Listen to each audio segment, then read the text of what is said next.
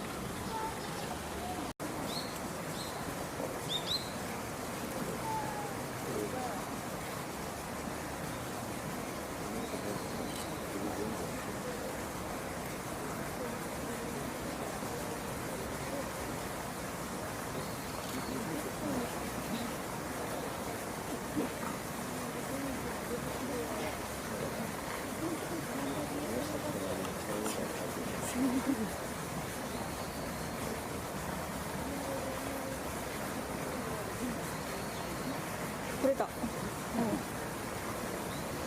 うこれで思い残すことはないみたいな。何最後にやっときますわ。もう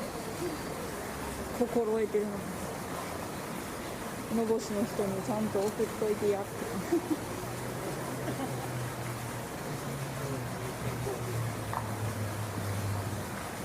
はいここや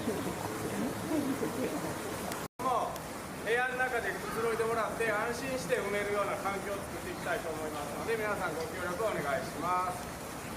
次は可愛い赤ちゃんと一緒にね、皆さんの前に出れるようにね、